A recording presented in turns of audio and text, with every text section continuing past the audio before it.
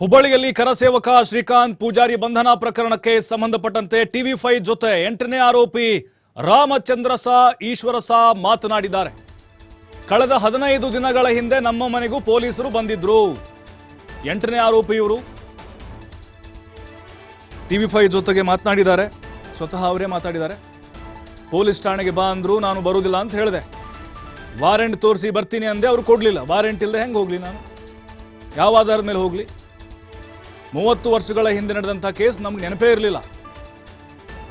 ಅದು 92ರಲ್ಲಿ ಅಯೋಧ್ಯೆ ವಿಚಾರಕ್ಕೆ ಸಂಬಂಧಪಟ್ಟಂತೆ ಆದಂಥ ಗಲಾಟೆನೋ. ಯಾಕಂದ್ರೆ ಈ ಆರೋಪಿಗಳಲ್ಲಿ ಶ್ರೀಕಾಂತ್ ಪೂಜಾರಿ ಇರ್ಬೋದು, ಉಳಿದಂತಹ ಆರೋಪಿಗಳ ಮೇಲೆ ಒಂದಲ್ಲ ಎರಡಲ್ಲ ಸುಮಾರು 10-12 ಕೇಸ್ಗಳಿದ್ದಾವೆ.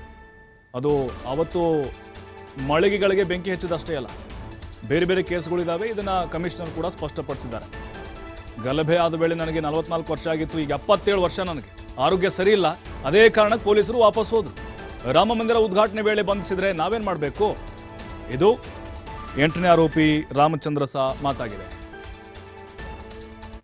ಈ ಬಗ್ಗೆ ನಮ್ಮ ಹುಬ್ಬಳ್ಳಿ ಪ್ರತಿನಿಧಿ ಯಲ್ಲಪ್ಪ ಸೋಲಾರ್ಗೋಪ ರಾಮಚಂದ್ರಸ ಈಶ್ವರಸ ಕಲಬುರ್ಗಿ ಅವರನ್ನ ಮಾತನಾಡಿಸಿದ್ದಾರೆ.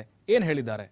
ರಾಮ ಜನ್ಮ ಭೂಮಿ ಹೋರಾಟಗಾರ ಈಗಾಗಲೇ ಶ್ರೀಕಾಂತ್ ಶ್ರೀಕಾಂತನನ್ನ ಬಂಧಿಸಲಾಗಿದೆ. ಈಗ ಮತ್ತೋರ್ವರು ಅದರಲ್ಲಿ A8 ಆರೋಪಿಯಾದಂತಹ ರಾಮಚಂದ್ರ ದಾಸ್ ಕಲಬುರ್ಗಿ ಈಗ ನಮ್ಮ ಜೊತೆ ಇದ್ದಾರೆ. ಅವ್ರನ್ನ ಮಾತಾಡ್ತೀನಿ. ಸರ್, ಈಗ ನಿಮ್ಮ ಜೊತೆ ಹೋರಾಟ ಮಾಡಿದರೊಬ್ಬರು ಶ್ರೀಕಾಂತ್ ಕಲಬುರ್ಗಿನ ಬಂಧಿಸಿದ್ದಾರೆ. ಅವತ್ತೇನು ನಡೆದಿತ್ತು ಸರ್? ಆ್ಯಕ್ಚುಲಿ 1992 ಡಿಸೆಂಬರ್ 5ರಂದು ಏನು ನಡೆದಿತ್ತು? ಬಾಬರಿ ಮಸೀದಿ ಕೆಡವಿ 92ರ ಬಾಬರಿ ಮಸೀದಿ ಕೆಡವಿದಕ್ಕೆ ಅದು ಪೂರ ಇಂಡಿಯಾನ ಪೂರ ಸ್ಟ್ರೈಕ್ ಆಗಿತ್ತೇನ್ರಿ. ನಮ್ಮ ಊರ್ನು ಪೂರ ಕರ್ಫ್ಯೂ ಹತ್ತಿಬಿಟ್ಟಿತ್ತು.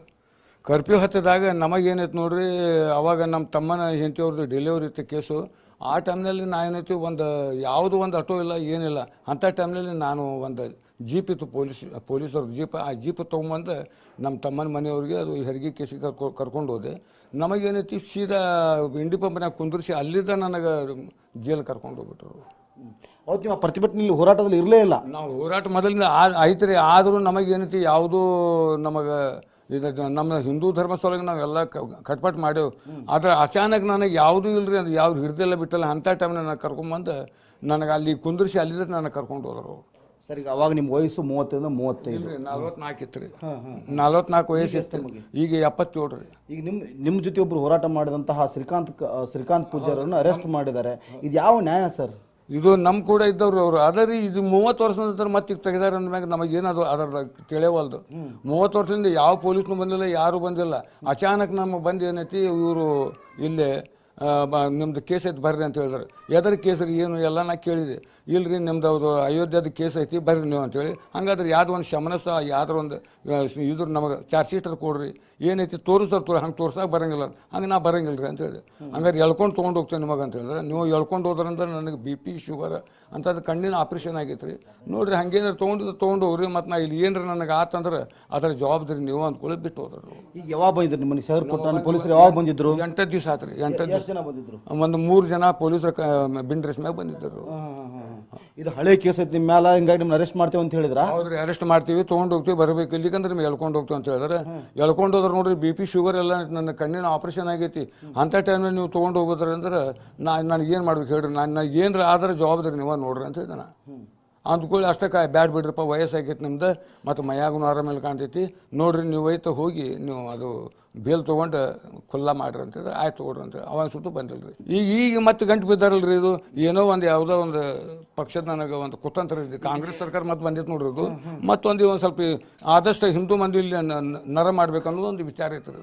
ತಾವು ಈ ಸಂಪುಟ್ಟಂಗೆ ಬೇಲ್ ತೊಗೊಂಡಿದ್ರಿ ಸಾಹೇಬ್ರ? ಈಗ ಬೇಲ್ ತೊಗೋಬೇಕ್ರಿ. ನಾನು ಬೇಲ್ ತೊಗೋಬೇಕು. ಒಂದು ಸ್ವಲ್ಪ ಹಿಂಗೆ ಅಂದ್ಕೊಂಡು ಇದು ಬಂದಿದ್ದಕ್ಕೆ ನಾ ಬಿಟ್ಟೇನೆ.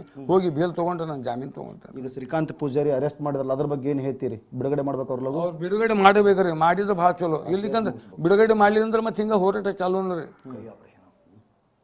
ಹುಡುಗಾಟ ಚಾಲೂನು ಆಗ್ತೈತೆ. ಕೇಸ್ ಮುಗಿಸ್ಬೇಕು, ಅವ್ರು ಹೊರಗೆ ಬರ್ಬೇಕ್ರಿ. ಅಂದ್ರೆ ನಮಗೂ ಒಂದು ಸ್ವಲ್ಪ ನೆಮ್ಮದಿ. ಇಲ್ಲಿಗೆ ನನಗೂ ಮತ್ತೆ ಮುಂದೆ ಚಿಂತೆನ ರೀ ಇದು. Okay, thank you sir. ನಾನು 1992 ಡಿಸೆಂಬರ್ 5 ನಡೆದಂತಹ ಘಟನೆಯಲ್ಲಿ ಭಾಗಿಯಾಗಿರಲಿಲ್ಲ. ಆದರೂ ಸಹಿತ ನನಗೆ A8 ಆರೋಪಿಯನ್ನಾಗಿ ನನ್ನ ಮಾಡಿದ್ದಾರೆ. ಅಷ್ಟೇ ಸಹಿತ ಈಗ ಶ್ರೀಕಾಂತ್ ಪೂಜಾರಿಯನ್ನ ಬಂಧನ ಏನಿದೆ, ಇದರಲ್ಲಿ ಕಾಂಗ್ರೆಸ್ ಪಕ್ಷದ ಕುತಂತ್ರವಿದೆ. ಅದನ್ನೆಲ್ಲ ರಾಜಕಾರಣ ಮಾಡಬಾರ್ದು. ಈ ಕೇಸನ್ನು ಈಗಾಗಲೇ ಖುಲಾಸೆ ಮಾಡಬೇಕು. ಆ ಕೇಸಿಂದ ನಮ್ಮನ್ನು ಮುಕ್ತಿಗೊಳಿಸಬೇಕು. ಕಳೆದ 8 ದಿನಗಳಿಂದ ಪೊಲೀಸರು ಬಂದರು, ನನ್ನ ಅನಾರೋಗ್ಯದಿಂದ ಹೀಗಾಗಿ ನನ್ನ ಬಂಧಿಸಿಲ್ಲ. ಹೀಗಾಗಿ ನಾನು ಜಾಮೀನು ತಗೊಳ್ಳೋಕ್ಕೆ ನಾನು ಎಲ್ಲ ರೀತಿಯ ಸಿದ್ಧತೆ ಮಾಡ್ಕೊತಿದ್ದೀನಿ. ನಾನು ಜಾಮೀನು ತೆಗೆದುಕೊಳ್ತೀನಿ. ಆದರೆ ಈ ಸಂದರ್ಭಕ್ಕೆ ಸರ್ಕಾರ ಎಚ್ಚೆತ್ತುಕೊಳ್ಬೇಕು. ಈ ಕೇಸನ್ನು ಖುಲಾಸೆ ಮಾಡಿ ನಮಗೆ ಇಲ್ಲಿ ಅಂತ ಮುಕ್ತಿ ಕೊಡಿಸಬೇಕು ಮಾಡಬೇಕು ಅನ್ನೋದು ರಾಮಚಂದ್ರ ಸಾ ಕಲಬುರ್ಗಿ ಅವರ ಮಾತು. ಕ್ಯಾಮ್ರಾ ಪರ್ಸನ್ ಬರ್ ಜೊತೆ ಯಲ್ಲಪ್ಪ ಸೊಲರ್ಗೊಪ್ಪ, TV5 ಹುಬ್ಬಳ್ಳಿ.